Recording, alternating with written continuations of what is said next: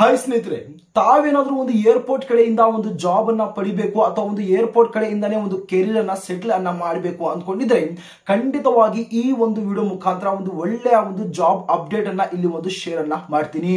ಯಾವುದೇ ರೀತಿಯಂತಹ ಒಂದು ಎಕ್ಸಾಮಿನೇಷನ್ಸ್ ಇಲ್ದಿರ ಕೇವಲ ಒಂದು ಇಂಟರ್ವ್ಯೂ ಮುಖಾಂತರ ಮಾತ್ರ ನಿಮ್ಮ ಒಂದು ಸೆಲೆಕ್ಷನ್ಸ್ ಅನ್ನ ಇಲ್ಲಿ ಒಂದು ಮಾಡ್ಕೊಳ್ತಿದ್ದಾರೆ. ಸುಮಾರು 30,000ದಿಂದ ಕೂಡ ನಿಮ್ಮ ಒಂದು ಸ್ಯಾಲರಿ ಅಥವಾ ಒಂದು ಸಂಬಳ ಸಹ ಇಲ್ಲಿ ಒಂದು ಸ್ಟಾರ್ಟ್ ಅನ್ನ ಮಾಡ್ತಿದ್ದಾರೆ. ಯಾವುದೇ ರೀತಿಯಂತಹ ಒಂದು ಅನುಭವ ಇಲ್ಲದೆ ಬೋತ್ ಮೇಲ್ ಮತ್ತು ಫಿಮೇಲ್ ಸಹ ಇಲ್ಲಿ ಒಂದು ಅಪ್ಲೈ ಅನ್ನ ಮಾಡಕ್ಕೆ ಇಲ್ಲಿ ಒಂದು ಅವಕಾಶವನ್ನು ಮಾಡಿಕೊಟ್ಟಿದ್ದಾರೆ. ಈ ಒಂದು ಜಾಬ್ ನಲ್ಲಿ ಇನ್ನೊಂದು ಆಪರ್ಚುನಿಟಿ ಏನಂದ್ರೆ ಕೇವಲ ಒಂದು ಫ್ರೆಶರ್ ಆಗಿರುವಂತಹ ಒಂದು ಕ್ಯಾಂಡಿಡೇಟ್ ಗಳಿಗೆ ಮಾತ್ರ ಇಲ್ಲಿ ಒಂದು ಅಪ್ಲೈ ಅನ್ನ ಮಾಡಕ್ಕೆ ಒಂದು ಅವಕಾಶವನ್ನು ಮಾಡಿಕೊಟ್ಟಿರ್ತಾರೆ.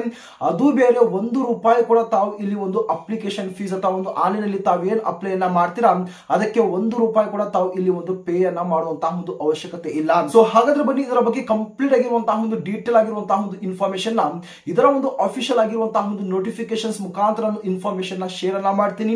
ಇದರ ಒಂದು ಜೊತೆಗೆ ಬಹಳ ಒಂದು ಇಂಟ್ರೆಸ್ಟೆಡ್ ಆಗಿರುವಂತಹ ಒಂದು ಜಾಬ್ ಆದ್ದರಿಂದ ವಿಡಿಯೋ ಕೊನೆಯಲ್ಲಿ ನಾವು ಯಾವ ರೀತಿ ಈ ಒಂದು ಜಾಬ್ ಗೆ ಅಪ್ಲೈ ಮಾಡಬಹುದು ಎಂಬುದರ ಬಗ್ಗೆ ಕೂಡ ಸಂಪೂರ್ಣವಾಗಿರುವಂತಹ ಒಂದು ಡೀಟೇಲ್ಸ್ ಅನ್ನ ಶೇರ್ ಅನ್ನ ಮಾಡ್ತೀನಿ. ಇಂಟ್ರೆಸ್ಟೆಡ್ ಆಗಿರುವಂತಹ ಒಂದು ಕ್ಯಾಂಡಿಡೇಟ್ಸ್ ಗಳು ಕೂಡಲೇ ಈ ಒಂದು ಜಾಬ್ ಗೆ ತಾವು ಅಪ್ಲೈ ಅನ್ನ ಮಾಡಬಹುದು ಮತ್ತು ಇದೇ ರೀತಿಯಂತಹ ಒಂದು ಇಂಟ್ರೆಸ್ಟೆಡ್ ಆಗಿರುವಂತಹ ಒಂದು ಜಾಬ್ ಅಪ್ಡೇಟ್ ಗಳಿಗೋಸ್ಕರ ತಾವು ಚಾನಲ್ ಸಬ್ಸ್ಕ್ರೈಬ್ ಅನ್ನ ಮಾಡ್ಕೊಳ್ಳಿ ಮತ್ತು ನೋಟಿಫಿಕೇಶನ್ಸ್ ಅನ್ನ ಆನ್ ಅನ್ನ ಮಾಡ್ಕೊಳ್ಳಿ. ಇಲ್ಲಿ ಸ್ಕ್ರೀನ್ ಮೇಲೆ ತಾವು ಅಬ್ಸರ್ವ್ ಅನ್ನ ಮಾಡಬಹುದು. ಈ ಒಂದು ಜಾಬ್ ಗೆ ರಿಲೇಟೆಡ್ ಆಗಿ ಇಲ್ಲಿ ತಾವು ನೋಟಿಫಿಕೇಶನ್ ಡೇಟ್ ಅನ್ನ ಸಹ ಅಬ್ಸರ್ವ್ ಅನ್ನ ಮಾಡಬಹುದು. ಇದೇ ತಿಂಗಳು 19ನೇ ತಾರೀಕಿನಂದು ಈ ಒಂದು ನೋಟಿಫಿಕೇಶನ್ಸ್ ಅನ್ನೋದು ಇಲ್ಲಿ ಒಂದು ರಿಲೀಸ್ ಅನ್ನ ಮಾಡಿರ್ತಾರೆ. ಇಲ್ಲಿ ಮಾತಾಡಕ್ ಹೋದ್ರೆ ಸುಮಾರು 274 ಒಂದು ವೇಕೆನ್ಸೀಸ್ ಗಳನ್ನ ಇಲ್ಲಿ ಒಂದು ರಿಲೀಸ್ ಅನ್ನ ಮಾಡಿದ್ದಾರೆ. ಯಾವ ಒಂದು ಪೋಸ್ಟ್ ಮೇಲೆ ಅಂದ್ರೆ ಸೆಕ್ಯೂರಿಟಿ ಸ್ಕ್ರೀನರ್ ಮೇಲೆ ಎನ್ನುವಂತಹ ಒಂದು ಪೋಸ್ಟ್ ಮೇಲೆ, ಅದು ಬೇರೆ ಒಂದು ಫ್ರೆಶರ್ ಆಗಿರುವಂತಹ ಒಂದು ಕ್ಯಾಂಡಿಡೇಟ್ ಗಳಿಗೆ ಮಾತ್ರ ಈ ಒಂದು ಪೋಸ್ಟ್ ನಲ್ಲಿ ಒಂದು ವೇಕೆನ್ಸೀಸ್ ಗಳನ್ನ ರಿಲೀಸ್ ಅನ್ನ ಮಾಡಿರ್ತಾರೆ.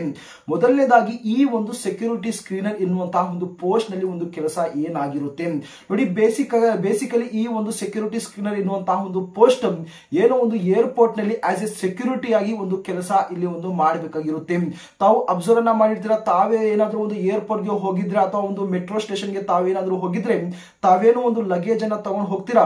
ಮೊದಲು ಆ ಒಂದು ಲಗೇಜ್ ಅನ್ನ ಯಾರು ಚೆಕ್ಔಟ್ ಅನ್ನ ಮಾಡ್ತಾರೆ, ಈ ಒಂದು ಸೆಕ್ಯೂರಿಟಿ ರವರು ಆಸ್ ಎ ಸ್ಕ್ರೀನರ್ ಮುಖಾಂತರ ಒಂದು ಕಡೆ ಒಂದು ಲಗೇಜ್ ಒಂದು ರೋಲರ್ ಮೂವ್ ಆಗ್ತಾ ಇರುತ್ತೆ. ಜಸ್ಟ್ ತಾವೇನ್ ಮಾಡ್ತೀರಾ, ಆ ಒಂದು ರೋಲರ್ ನಲ್ಲಿ ತಮ್ಮ ಒಂದು ಲಗೇಜ್ ಅನ್ನ ಇಟ್ರೆ ಕಂಪ್ಲೀಟ್ ಆಗಿ ಒಂದು ಸ್ಕ್ಯಾನ್ ಆಗುತ್ತೆ ಅಥವಾ ಒಂದು ಎಕ್ಸ್ರೇ ಆಗುತ್ತೆ, ಅದರಲ್ಲಿ ನಿಮ್ಮ ಒಂದು ಲಗೇಜ್ ನಲ್ಲಿ ಏನೇನಿದೆ ಎಂಬುದರ ಬಗ್ಗೆ. ಸೊ ಅದೇ ರೀತಿಯಾಗಿ ಈ ಒಂದು ಏರ್ಪೋರ್ಟ್ ನಲ್ಲಿ ಕೂಡ ಆಸ್ ಎ ಸೆಕ್ಯೂರಿಟಿ ಸ್ಕ್ರೀನರ್ ಆಗಿ ಅವರ ಒಂದು ಬ್ಯಾಗೇಜಸ್ ಅನ್ನ, ಅವರ ಒಂದು ಲಗೇಜಸ್ ಅನ್ನ ಆಸ್ ಎ ಎಕ್ಸ್ರೇ ಮಿಷಿನ್ ಅನ್ನ ಯೂಸ್ ಅನ್ನ ಮಾಡಿಕೊಂಡು ಕೆಲಸ ಮಾಡುವಂತಹ ಒಂದು ಕಂಪ್ಲೀಟ್ ಆಗಿರುವಂತಹ ಒಂದು ಪೋಸ್ಟ್ ಈ ಒಂದು ಸೆಕ್ಯೂರಿಟಿ ಸ್ಕ್ರೀನರ್ ನಲ್ಲಿ ನಿಮ್ಮ ಒಂದು ಕೆಲಸ ಇರುತ್ತೆ. ಓಕೆ, ಈ ಒಂದು ಸೆಕ್ಯೂರಿಟಿ ಸ್ಕ್ರೀನರ್ ಬಗ್ಗೆ ಮಾತಾಡಕ್ ಹೋದ್ರೆ ತಾವು ಅಪ್ಲೈ ಅನ್ನ ಮಾಡೋದಕ್ಕೆ ಇಲ್ಲಿ ಒಂದು ಗ್ರಾಜುಯೇಷನ್ಸ್ ಅನ್ನ ಕಂಪ್ಲೀಟ್ ಅನ್ನ ಮಾಡ್ಕೊಂಡು ಇರಬೇಕು ಅಂತ ಹೇಳಿದ್ದಾರೆ. ಗ್ರಾಜುಯೇಷನ್ ಅಂದ್ರೆ ತಾವೇನೇ ಒಂದು ಡಿಗ್ರಿ ಅಥವಾ ಒಂದು BSc, BCom, BA, BBA, engineering ಒಂದು ಪದವಿಯನ್ನ ತಾವು ಕಂಪ್ಲೀಟ್ ಅನ್ನ ಮಾಡ್ಕೊಂಡಿದ್ರೆ ಇಲ್ಲಿ ಒಂದು ಅಪ್ಲೈ ಅನ್ನ ಮಾಡಕ್ಕೆ ಇಲ್ಲಿ ಒಂದು ಎಲಿಜಿಬಲ್ ಆಗಿರ್ತೀರಾ ಅಂತ ಹೇಳಿದ್ದಾರೆ. ಅದು ಬೇರೆ ಒಂದು ಗ್ರಾಜುಯೇಷನ್ಸ್ ಅಲ್ಲಿ ಒಂದು 60% ಮಾರ್ಕ್ಸ್ ಇರಬೇಕು ಜನರಲ್ ನ ಒಂದು ಕ್ಯಾಟಗರಿಗೆ ಮತ್ತು SC ST ನ ಒಂದು ಕ್ಯಾಟಗರಿಗೆ ತಾವೇನಾದ್ರು ಸೇರಿದ್ರೆ ನಿಮ್ಮ ಒಂದು ಗ್ರಾಜುಯೇಷನ್ಸ್ ಅಲ್ಲಿ ಕೇವಲ 55% ಒಂದು ಪರ್ಸೆಂಟೇಜ್ ತಾವು ಈಸಿಯಾಗಿ ತಾವು ಇಲ್ಲಿ ಒಂದು ಅಪ್ಲೈ ಅನ್ನ ಮಾಡಬಹುದು. ಅದು ಬೇರೆ ಮತ್ತು ನಿಮಗೆ ಒಂದು ಬೇಸಿಕ್ ಆಗಿರುವಂತಹ ಒಂದು ಇಂಗ್ಲಿಷ್ ಅಥವಾ ಒಂದು ಹಿಂದಿ ಅಥವಾ ಒಂದು ಲೋಕಲ್ ಲ್ಯಾಂಗ್ವೇಜಸ್ ಗಳ ನಿಮ್ಮ ಬಳಿ ಏನೋ ಒಂದು ನಾಲೆಜ್ ಇರಬೇಕು ಅಂತಾನು ಸಹ ಇಲ್ಲಿ ಒಂದು ಹೇಳಿದ್ದಾರೆ. ಏಜ್ ಲಿಮಿಟ್ ಬಗ್ಗೆ ಮಾತಾಡಕ್ ಹೋದ್ರೆ ಇಲ್ಲಿ 27 ವರ್ಷಕ್ಕಿಂತ ನಿಮ್ಮ ಒಂದು ಏಜ್ ಇದ್ರೆ ತಾವು ಅಪ್ಲೈ ಅನ್ನ ಮಾಡಬಹುದು. 1/11/2024 ಈ ಒಂದು ಡೇಟ್ ಇಂದ ನಿಮ್ಮ ಒಂದು ಡೇಟ್ ಆಫ್ ಬರ್ತ್, ನಿಮ್ಮ ಒಂದು ಏಜ್ ಅನ್ನ ಕ್ಯಾಲ್ಕುಲೇಷನ್ ಮಾಡಿದಾಗ 27 ವರ್ಷಕ್ಕಿಂತ ಕಡಿಮೆಯಾಗಿರುವಂತಹ ಒಂದು ಏಜ್ ಅಲ್ಲಿ ತಾವು ಈಸಿಯಾಗಿ ಅಪ್ಲೈ ಅನ್ನ ಮಾಡಬಹುದು. ಜಾಬ್ ಪ್ರೊಫೈಲ್ ಬಗ್ಗೆ ಮಾತಾಡಕ್ ಹೋದ್ರೆ ಆಲ್ರೆಡಿ ನಾನು ಹೇಳಿದೀನಿ. The selected candidate will carry out screening of cargo in line hold baggages of technique or other means which are include to identify and carry out other security functions at airport cargo complexes ಅಂತ mention ಅನ್ನ ಮಾಡಿದ್ದಾರೆ. Simple ಆಗಿ ನಾನು ಹೇಳಿದ ರೀತಿಯಲ್ಲೇ ನಿಮ್ಮ ಒಂದು complete ಆಗಿರುವಂತಹ ಒಂದು ವರ್ಕ್ ಅನ್ನ ಇಲ್ಲಿ ಕೊಟ್ಟಿರ್ತಾರೆ. ಇಲ್ಲಿ ಇಂಪಾರ್ಟೆಂಟ್ ಆಗಿರುವಂತಹ ಒಂದು ಇನ್ಸ್ಟ್ರಕ್ಷನ್ಸ್ ಬಗ್ಗೆ ಇಲ್ಲಿ ಒಂದು ಮಾತಾಡಕ್ ಹೋದ್ರೆ ಇಲ್ಲಿ ಈ ಒಂದು ಅಪ್ಲಿಕೇಶನ್ಸ್ ಅನ್ನ ತಾವು ಹಾಕುವುದಕ್ಕೆ ನಾಳೆ ತಿಂಗಳು ಒಂದು 10ನೇ ತಾರೀಕಿಗೆ ಇದರ ಒಂದು ಲಾಸ್ಟ್ ಡೇಟ್ ಆಗಿರುತ್ತೆ ಅಂತ ಸಹ ಒಂದು ಅಪ್ಡೇಟ್ ಅನ್ನ ಕೊಟ್ಟಿದ್ದಾರೆ. ಆಲ್ರೆಡಿ ಇದೇ ತಿಂಗಳು 21ನೇ ತಾರೀಕಿಂದ ಇಲ್ಲಿ ಒಂದು ಅಪ್ಲಿಕೇಶನ್ ಸ್ಟಾರ್ಟ್ ಆಗಿರುತ್ತೆ. ನಾಳೆ ತಿಂಗಳು 10ನೇ ತಾರೀಕುವರೆಗೂ ಕೂಡ ಈ ಒಂದು ಅಪ್ಲಿಕೇಶನ್ಸ್ ಅನ್ನ ತಾವು ಹಾಕಬೇಕು. ಅಪ್ಲೈ ಮಾಡುವಂತಹ ಒಂದು ಬಗ್ಗೆ ಮಾತಾಡಕ್ ಹೋದ್ರೆ ಇಲ್ಲಿ ಒಂದು ಕೆಲವೊಂದು ವೇಕೆನ್ಸಿ ಈ ಒಂದು ಏರ್ಪೋರ್ಟ್ ಕಡೆ ಅಂದ್ರೆ ತಾವೇ ಒಂದು ಖುದ್ದಾಗಿ ಹೋಗಿ ಒಂದು ಇಂಟರ್ವ್ಯೂ ಅನ್ನ ಕೊಟ್ಟು ತಾವು ಬರಬೇಕಾಗಿರುತ್ತೆ. ಅಂದ್ರೆ ಒಂದು ಆಫ್ಲೈನ್ ಮುಖಾಂತರ ತಾವು ಹೋಗಿ ಅಪ್ಲಿಕೇಶನ್ ಅಪ್ಲಿಕೇಶನ್ಸ್ ಅನ್ನ ಹಾಕಿ ಬರಬೇಕಾಗಿತ್ತು. ಬಟ್ ಈ ಒಂದು ಜಾಬ್ ನಲ್ಲಿ ಒಂದು ಆನ್ಲೈನ್ ನಲ್ಲೇ ಅಪ್ಲೈ ಮಾಡುವಂತಹ ಒಂದು ಪ್ರೋಸೆಸ್ ಅನ್ನ ಇಲ್ಲಿ ಒಂದು ಕೊಟ್ಟಿದ್ದಾರೆ. Please note that the applications received submitted through online mode will only be accepted ಅಂತಾನು ಕೂಡ ಇಲ್ಲಿ ಒಂದು ಮೆನ್ಷನ್ ಅನ್ನ ಮಾಡಿದ್ದಾರೆ. ತಾವು ಕೇವಲ ಆನ್ಲೈನ್ ಮುಖಾಂತರ ಮಾತ್ರ ಅಪ್ಲೈ ಅನ್ನ ಮಾಡಕ್ಕೆ ಒಂದು ಎಲಿಜಿಬಲ್ ಆಗಿರ್ತೀರಾ. ಅದನ್ನ ಬಿಟ್ಟು ತಾವೇನಾದ್ರೂ ಒಂದು ಸ್ಪೀಡ್ ಪೋಸ್ಟ್ ಅಥವಾ ರಿಜಿಸ್ಟರ್ ಪೋಸ್ಟ್ ಅಥವಾ ಒಂದು ಪೋಸ್ಟ್ ಆಫೀಸ್ ಮುಖಾಂತರ ನಾವು ಡಾಕ್ಯುಮೆಂಟ್ಸ್ ಅನ್ನ ಸೆಂಡ್ ಅನ್ನ ಮಾಡ್ತೀವಿ, ಆ ರೀತಿ ನಾವು ಜಾಬ್ಗೆ ಅಪ್ಲೈ ಅನ್ನ ಮಾಡ್ತೀವಿ ಅಂದ್ರೆ ಆ ರೀತಿ ಏನು ನಡೆಯಲ್ಲ. ಕೇವಲ ಆನ್ಲೈನ್ ನಲ್ಲಿ ಮಾತ್ರ ಇಲ್ಲಿ ಒಂದು ಅಪ್ಲೈ ಅನ್ನ ಮಾಡಬೇಕಾಗಿರುತ್ತೆ. ಸೆಲೆಕ್ಷನ್ ಪ್ರೊಸೆಸ್ ಬಗ್ಗೆ ಮಾತಾಡಕ್ ಹೋದ್ರೆ ಇಲ್ಲಿ ನೋಡಬಹುದು ಬಹಳ ಒಂದು ಇಂಪಾರ್ಟೆಂಟ್ ಆಗಿರುವಂತಹ ಒಂದು ಡಾಕ್ಯುಮೆಂಟ್ಸ್ ಇಲ್ಲಿ ನಿಮ್ಮ ಒಂದು ಮೆಟ್ರಿಕುಲೇಷನ್, ಹೈಸ್ಕೂಲ್ ಸೆಕೆಂಡರಿ ಸರ್ಟಿಫಿಕೇಟ್ ಆಗಿರ್ಬೋದು, ಗ್ರಾಜುಯೇಷನ್ ಸರ್ಟಿಫಿಕೇಟ್ ಮತ್ತು ಕ್ಯಾಸ್ಟ್ ಸರ್ಟಿಫಿಕೇಟ್ ಆಗಿರ್ಬೋದು, ಆಧಾರ್ ಕಾರ್ಡ್ ಕಾಪಿ ಆಗಿರ್ಬೋದು, ಮತ್ತು ತಾವೇನೋ ಒಂದು ಅಪ್ಲಿಕೇಶನ್ಸ್ ಅನ್ನ ಹಾಕಿರ್ತೀರಾ ಆ ಒಂದು ಅಪ್ಲಿಕೇಶನ್ ಒಂದು ಫಾರ್ಮ್, ನಿಮ್ಮ ಒಂದು ಲೇಟೆಸ್ಟ್ ಆಗಿರುವಂತಹ ಒಂದು ಕಲರ್ ಫೋಟೋ, ನಂತರ ಸ್ಕ್ಯಾನರ್ಡ್ ಸಿಗ್ನೇಚರ್, ಈ ಎಲ್ಲಾ ಒಂದು ಡಾಕ್ಯುಮೆಂಟ್ಸ್ ಅನ್ನ ಏನು ತಾವು ಅಪ್ಲೈ ಅನ್ನ ಮಾಡಿದ ನಂತರ ಈ ಒಂದು ಡಾಕ್ಯುಮೆಂಟ್ಸ್ ನ ಒಂದು ಸೆಟ್ ಅನ್ನ ತಾವು ಇಂಟರ್ವ್ಯೂ ಹೋಗುವಂತಹ ಒಂದು ಸಂದರ್ಭದಲ್ಲಿ ತಾವು ತಗೊಂಡು ಹೋಗ್ಬೇಕಾಗಿರುತ್ತೆ. ಓಕೆನಾ, ಈ ರೀತಿಯಾಗಿರುವಂತಹ ನಿಮ್ಮ ಒಂದು ಡೀಟೇಲ್ಸ್. ಆದ್ರೆ ಬಹಳ ಒಂದು ಇಂಪಾರ್ಟೆಂಟ್ ಆಗಿ ನಿಮ್ಮ ಒಂದು ಸ್ಯಾಲರಿ ಬಗ್ಗೆ ಇಲ್ಲಿ ಒಂದು ಇನ್ಫಾರ್ಮೇಶನ್ ಕೊಡುವುದು. ಆದ್ರೆ ಇಲ್ಲಿ ಫಾರ್ ಸೆಕ್ಯೂರಿಟಿ ಸ್ಕ್ರೀನರ್ ಬಗ್ಗೆ ಮಾತಾಡಕ್ ಹೋದ್ರೆ ಫ್ರೆಶರ್ ಆಗಿರುವಂತಹ ಒಂದು ಕ್ಯಾಂಡಿಡೇಟ್ ಗಳಿಗೆ ಇದು ಒಂದು 3 ವರ್ಷದ ಒಂದು ಕಾಂಟ್ರಾಕ್ಟ್ ಬೇಸ್ ನಲ್ಲಿ ನಿಮ್ಮ ಒಂದು ಕೆಲಸ ಇಲ್ಲಿ ಇರುವುದು. ಆಫ್ಟರ್ ದಟ್ ತಮ್ಮ ಒಂದು ಪರ್ಫಾರ್ಮೆನ್ಸ್ ನ ಒಂದು ಬೇಸಿಸ್ ಮೇಲೆ ನಿಮ್ಮನ್ನ ಇಲ್ಲಿ ಒಂದು ಪರ್ಮನೆಂಟ್ ಆಗಿ ಕೂಡ ಮಾಡುವಂತಹ ಒಂದು ಬಹಳಷ್ಟು ಒಂದು ರೀಸನ್ಸ್ ಇರುತ್ತೆ. ಫಸ್ಟ್ ಇಯರ್ ನಲ್ಲಿ ನೋಡಬಹುದು 30,000 ಒಂದು ಫಿಕ್ಸ್ ಆಗಿರುವಂತಹ ಒಂದು ಸ್ಯಾಲರಿ ಸಿಗುತ್ತೆ.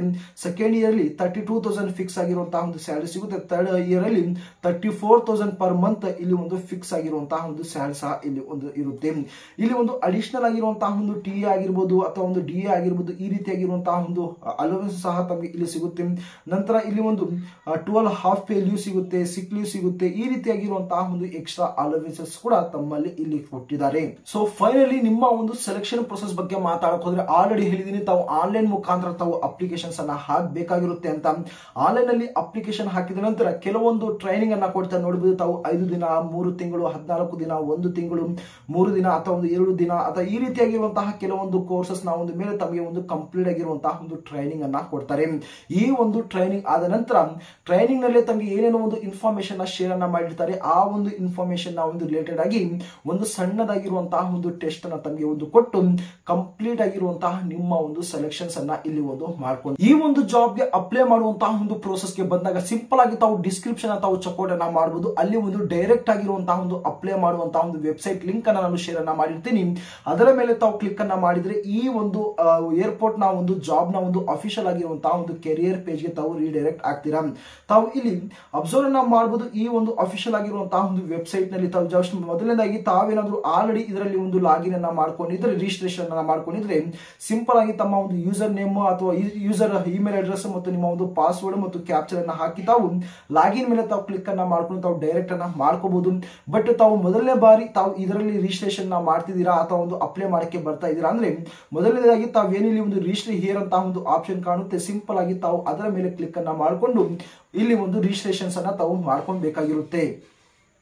ನೋಡಬಹುದು ಈ ರೀತಿಯಾಗಿರುವಂತಹ ನಿಮ್ಮ ಮೊದಲನೇದಾಗಿ ನಿಮ್ಮ ಒಂದು ಆಧಾರ್ ಕಾರ್ಡ್ ನಂಬರ್ ಮತ್ತು ನಿಮ್ಮ ಒಂದು ಆಧಾರ್ ಕಾರ್ಡ್ ಇಲ್ಲಿ ಒಂದು ಅಪ್ಲೋಡ್ ಅನ್ನ ಮಾಡಬೇಕಾಗಿರುತ್ತೆ. ನಿಮ್ಮ ಒಂದು ನೇಮ್, ನಿಮ್ಮ ಒಂದು ಪಾಸ್ವರ್ಡ್, ಇಮೇಲ್, ಮೊಬೈಲ್ ನಂಬರ್, ಈ ರೀತಿಯಾಗಿರುವಂತಹ ಜೆಂಡರ್ ಮತ್ತು ನಿಮ್ಮ ಬಳಿ ಒಂದು ಪಾಸ್ಪೋರ್ಟ್ ಇದೆಯಾ ಇಲ್ಲ ಅಂತ ಇದರ ಬಗ್ಗೆ ತಾವು ಕ್ಲಿಕ್ ಅನ್ನ ಮಾಡಬೇಕಾಗಿರುತ್ತೆ.